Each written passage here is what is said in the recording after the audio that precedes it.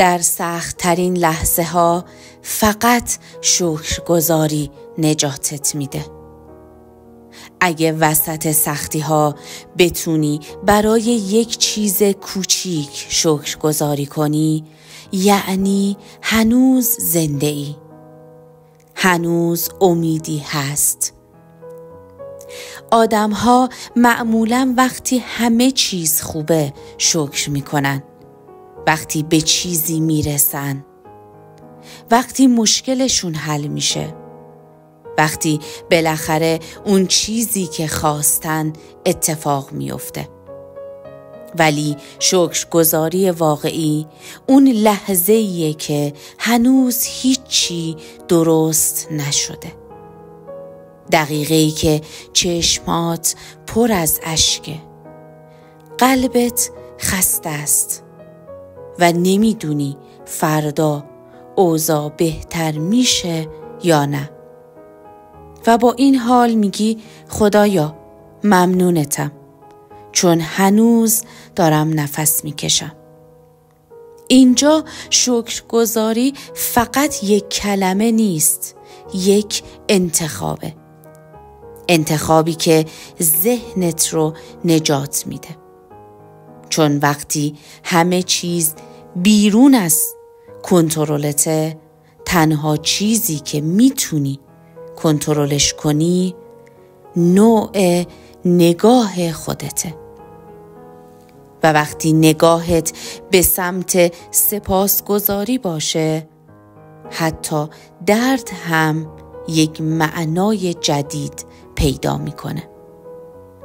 سختی ها میان، نه چون تو سزاوارشی، چون قانون زندگی همینه. زندگی پر از چالش، پر از فراز و نشیب، پر از دغدغه. هیچ کس نمیتونه همه چیز رو کنترل کنه، ولی تو میتونی تصمیم بگیری که چی رو ببینی. آیا فقط درد رو میبینی؟ یا اون نوری که در انتهای تونل خیلی کم رنگ ولی واقعی دیده میشه؟ روانشناس ها میگن تمرین شکرگزاری توی دوره‌های استرس و افسردگی اثر واقعی داره. نه صرفاً به خاطر حس خوب، بلکه چون باعث فعال شدن بخش‌هایی از مغز میشه که مسئول تاب‌آوری و انعطاف روانیه. یعنی شکرگزاری ذهنت رو میسازه، مقاوم‌ترت میکنه، زنده نگهت میداره. مثلا بنویسیم خدایا سپاسگزارم برای دوستی که در روزهای سخت کنارم بود. خدایا سپاسگزارم برای صدای مادرم که هر روز میشنوم. خدایا سپاسگزارم برای هوای بارونی امروز که یک جور آرومم کرد. حتی اگه هیچ کدوم نبود، میگم خدایا ممنونتم برای فرصت ادامه دادن. همین نوشته های ساده کم کم تو رو از باطلاق بیرون میکشه. نه جادویی، نه شعاری، واقعی.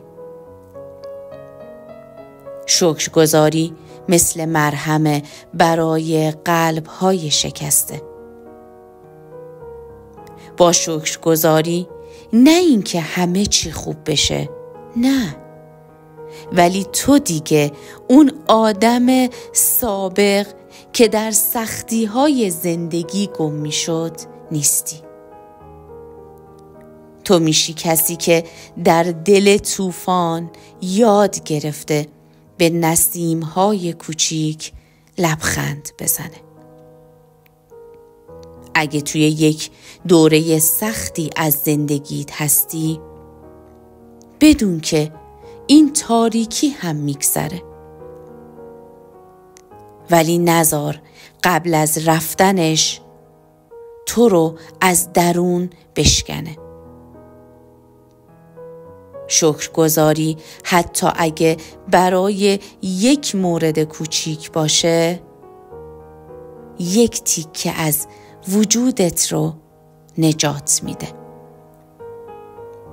ازت میخوام هر شب قبل از خواب این جملات رو بگی: خدایا سپاسگزارم چون هنوز اینجام.